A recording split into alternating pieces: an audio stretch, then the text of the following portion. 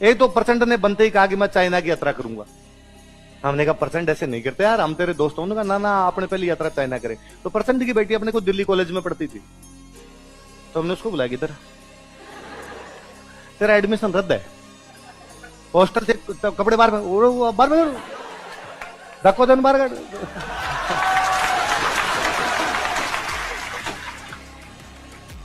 और रेस्टिगेट करो और इसकी डिग्री पे लिखो कि और कोई यूनिवर्सिटी दुनिया में इसको एडमिशन ही ना दे। रेट लगाओ, रेट कि बदतमीज है, अच्छा व्यवहार नहीं करती, जितने लगाने उतने लगाओ।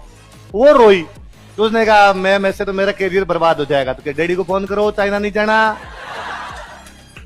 तो हमने उस पर दबाव बनाया, उसकी चाइना यात्रा खत्म करवा दी थी। पर्सन ने हाथों हाथ कहा कि स्वास्थ्य खराब होने की वजह से चाइना नहीं जा पाऊंगा। हमने वापस कहा कि नहीं, हॉस्टल में रहो। प्रैंक था, प्रैंक हॉस्टल में। तो हम प्रचंड का दौरा रद्द करवा गए थे पूरा। फिर श्रीलंका, नेपाल थोड़े दिन पहले एक कांड और कर गया।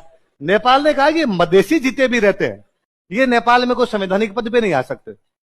नेपाल का राष्ट्रपति, प्रधानमंत्री से जो बड़े पोस्ट जो भी होगी उनके ऊपर मधेसी, मतलब मधेसियों को नेपाल के संविधान में कोई भी अधिकार।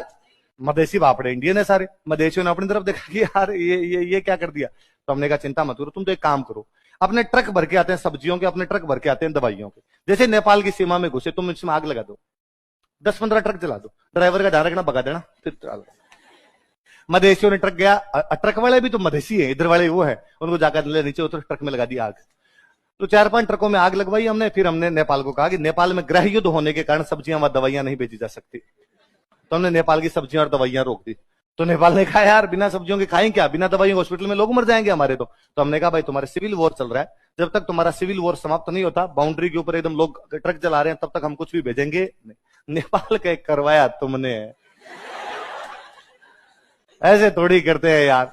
हमने कहा तो देख लो अपने हिसाब से। मतलब वो तो मुझे बड़ी हंसी आती है कि आधे घंटे में 2 न्यूज आती है टीवी पे। आधे घंटे पहले एक न्यूज आती है कि नेपाल के संविधान में मधेसियों को भी यथा योग्य स्थान दिया जाएगा, नेपाल के संविधान में संशोधन किया जाएगा तथा मधेसी भी सम्मान उसमें शामिल किए जाएंगे। आधे घंटे बाद की न्यूज है। नेपाल में गृह युद्ध समाप्त, भारत ने कहा कि दवाइयां और सब्जियां पहले की तरह भेजी जाएगी।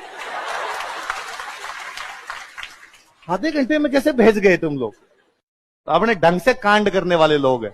तो ना, आज के बाद ये बात कभी किसी को मत करना कि भारत शांति प्रिय देश है। भाई अपने ज्यादा अशांति करने वाला कोई देश ही नहीं। खुले खुले कहना नहीं, चिटा चिटा नहीं कहना, पर पता अपने को भी क्यों कहना कि है शांति प्रिय तो है। शांति, चारों तरफ शांति रखने। और शांति तभी रहेगी जब इन बाकियों को परेशान करके रखोगे। जब बाकी अशांत रहोगे तब तुम शांत रहोगे। यदि बाकी